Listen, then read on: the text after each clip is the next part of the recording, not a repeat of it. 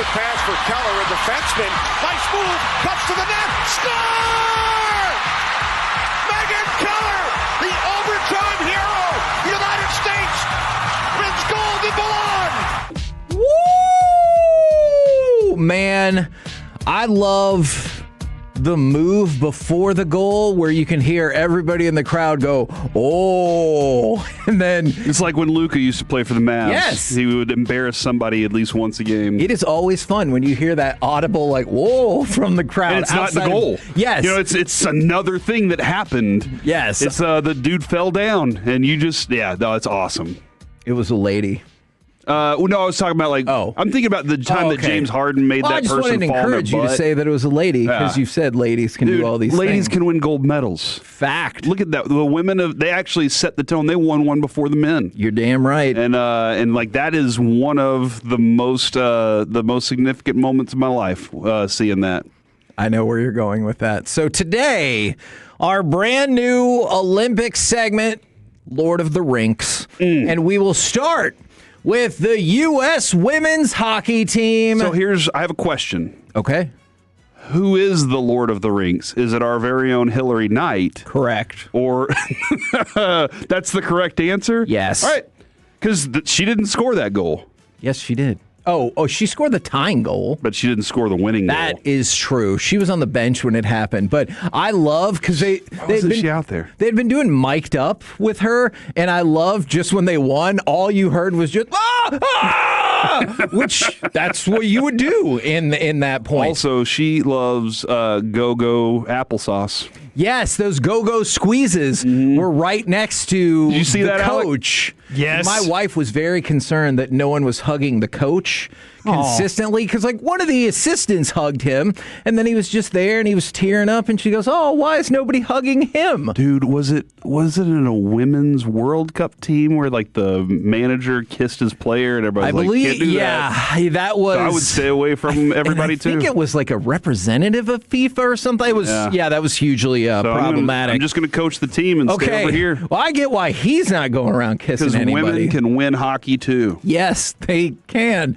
So this was the 5th straight Olympic final between these two, and it played out almost exactly the same as the rest. All 5 of them were decided by 1 goal. This is the first one that was not decided 3-2. It was 2-1 in overtime. Canada had won 3 of the 4 consecutive previous meetings, but the United States gets this one back, so the United States wins gold this year and in 2018. Do you know what the largest goal differential in any U.S. Olympic final in history is? 2 goals. 2 goals is correct. Thank you. So, like, it's never a blowout between these teams. And for Team USA, they fell behind in this game 1-0. We talked about that after the goal in the second period.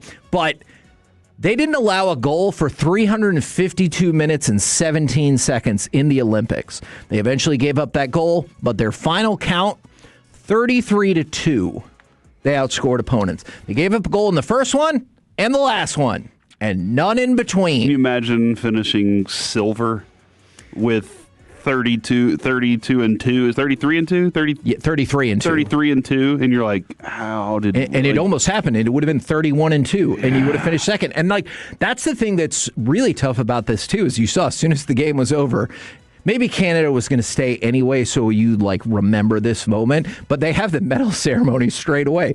So Switzerland is stoked because they won a bronze. And they're like, let's go. United States is stoked, and Canada's like, can you just mail me the medal or whatever? Because this absolutely sucks.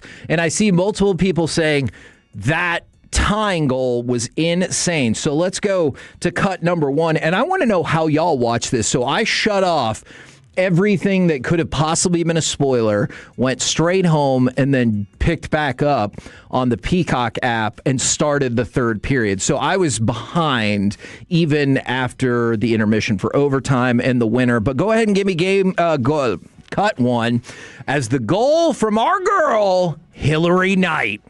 Across to Keller. Back out to Edwards. Edwards with a shot. Score! The United States ties it with a goaltender pull with 2:04 remaining. The captain We needed her. We needed her to put a cape on. She said, okay. Yeah. And Kevin, I think in our conversation with her when we had her as a guest, because we're an equal opportunity show here at 105.3 The Fan, and always have been, I think. When we had her on as a guest. Can you tell what new directive Corey might have heard? From the 940, I know it's a bit, but I really appreciate Corey's lady love. We need to keep that energy. So, I'm after it. You might want to change the name of it. I have 2 women in my house, all right? I know there's 3 men, so I guess it's not necessarily equal, but we all ask them what they want for dinner, too. We don't just demand that dinner be done. I share in in all of the duties around the house. I cook dinner every other night. Like we do a lot of balancing, in our home. So I feel like I should do that on air for the rest of the world too. But the world appreciates it. Kevin, I think in the conversation we had with Hillary, did you not get the presence of greatness? Oh yeah, like that's for sure. I think we both walked away from it. Her answers to the questions we asked. We both were like, that right there that she said, that's the difference between good and great at what they do. I'm drawing a blank all of a sudden on the name, but one of the commentators was there on Team USA when Hillary scored her first goal, and she was like, oh, yeah, you could see the greatness even then. Yeah. And in the postgame, it was super fun before they ruined it by asking her if she was retiring, and I was like, I feel like we already broke that news. But they go, did you know, and you set the record for scoring and goals for U.S. hockey with that time. She's like, oh my gosh, are you serious? And she was so pumped up, and she goes, all we were thinking about was gold, and it was freaking awesome. But yeah, Hillary Knight, 15 goals, 33 points, both the most in American history. Then there's this. I know normally we're not fans of these types of bets. Somebody bet $351,000 on the United States to win straight up for a profit of $100,000. And so, I mean, they made a profit. So yeah, and I'm glad they won because I wanted America to win. But sometimes I think you get a misleading thing. It's like $351,000 for $451,000, and I was like, that's a profit of $100,000. So hey, that would be great. But you're chasing a lot of money right there. But that person won. Congratulations to them for profiting $100,000. Now, let's go. Well, we'll stay on the rink, but we'll go to figure skating. Okay. You said something earlier outside that I wanted you to say again, and I don't know if you were planning to. In your face, Associated Press? No. Well, no, I like that, though. No, you said that about hour and a half or 2 hours. Oh, my gosh. For the U.S. was the best. It was unfreaking believable. And sorry if my timing is a little off because, like I said, I was behind on the hockey game. But you could essentially just flip it over to the end of the figure skating, and you've got Alysa Liu. She was third going into this. And the reason why we say in your face Associated Press is they put out a story talking about the struggles in the first round of Amber Glenn. And it said, Amber Glenn, the United States' best hope for gold. And I was like, hold on, this girl's in third place right now. Like, you couldn't have been like what some people perceived, or you couldn't have just left that line off altogether. But she went out there and she performed unfreaking believably in the free skate. I thought her costume worked too because like every time she landed a jump, there was like a little flare off of it, and I just thought it looked really hair cool. Flip at the end was Adrian just loved that. And then I had to tell Jess about the fangs that you told me about. Yes. She was like, I need to see the fangs. And I was like, wait till she sits down to get the scores. But let's go to cut number 10. This was Alyssa's reaction after she took it all home.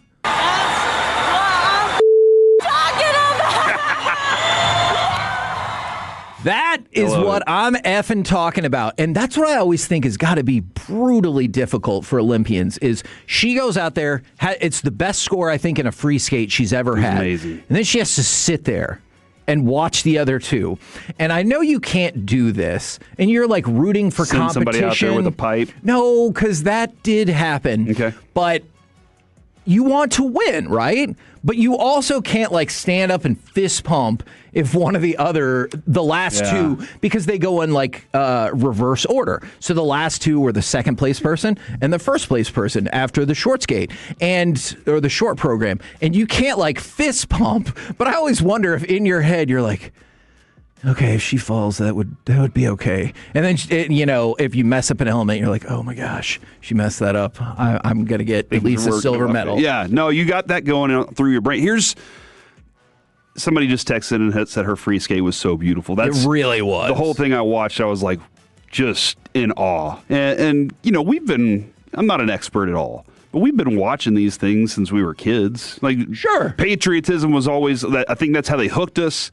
And then all of a sudden it's like, oh, these are fun athletes to see do these things. Can I tell you, I'm still a sucker for, I watched all the way through the medal ceremony of the hockey team because I just love to see people looking up at the flag or singing along and get emotional. I just think that's really neat. Yeah, no, I mean, it's part of the history of the Olympics that, we know at least. I'm not sure exactly where Greco-Roman wrestling back in the day, all that. But it was beautiful to watch her do that. When she did her jumps, the confidence that she had landing, you were just like, she's in the zone. Like, she knows what she's doing right now. That was one of the most fun parts. And then her celebration after. But, Kevin, a lot of times you ask, do I want to go into the interview as the first person or the last person or somewhere in between? Right. First, you get to make the first impression, set the tone for everybody. Last one is the most memorable because you were the last person, you're fresh on their mind. You're in the middle, it starts to blur together. She had two left behind her, and she put pressure on them. Oh, for sure. And that right there was she went into it kind of free because she was like, look, I could finish third. That's fine. Yeah. But then she had a score that put her in first. Now the other ones were like, I have to go be perfect. And they weren't able to match up. See, and I love some of this feedback from the 561. I was following along the game with the station until we were late in the third period, and then I flipped on my Peacock app to watch the rest of the game. And then from the 940, me too, Kevin, I've never seen my wife into hockey like yesterday. I went to the gym, and I was standing there, and I was like, I am glad I can't touch the remotes in this place because I would probably screw it up for everybody.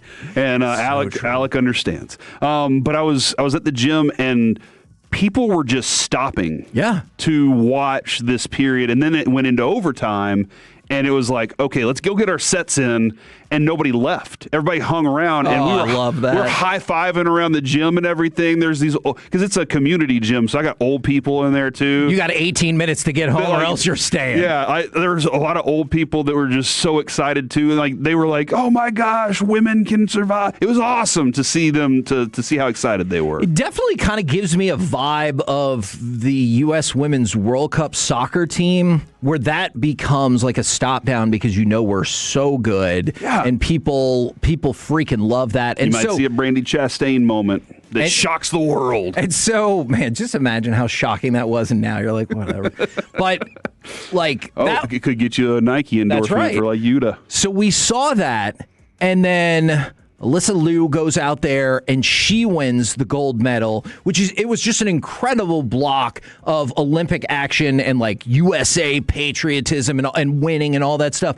But what's happening right now is another thing to keep your eye out on. Yesterday, Hillary Knight won the gold medal, as we've just talked about. It was the day before, maybe 2 days before, she proposed to her girlfriend, Brittany Bowe, and they got engaged. Now, in a few minutes, there's only 4 pairs left. Brittany Bowe is skating in the women's 1,500 meter speed skate, looking to take a medal, and Hillary Knight is back there supporting her. And what a crazy 3 days. Oh, what'd you guys do last week? I won a gold medal. We got engaged, and my fiance maybe won a gold medal. That's insanely productive. It's about stories, dude. It really is, and that's a super cool story. They're going to have, if hopefully, they will, be able to tell some really cool stories when they hop back on this show. Yes, because we're going to make that happen. By the way, we'll get to more Olympics later because I know you guys want to talk about skimo. But Canada and Finland is underway early in the second period. It is 1-0 Finland, and guess who scored the goal? America. Mikko Rantanen. He plays in America. Yes, he does play in America.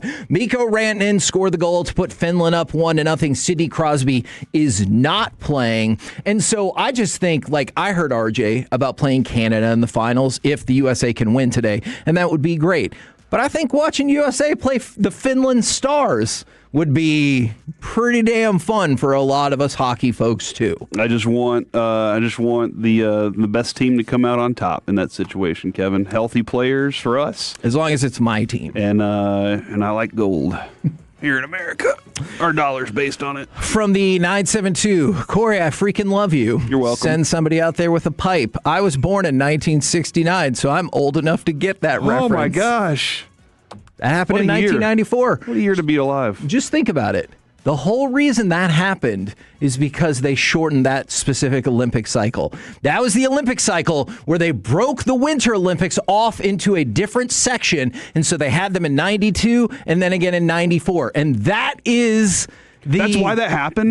Look, it would have happened otherwise because I think Tanya Harding was going to be done with she needed to get that one. Wow. Yeah, with competitive skating, if not, or at least at the Olympic level, if not for that 94 Olympics. And I don't think any of that would have played out the same way.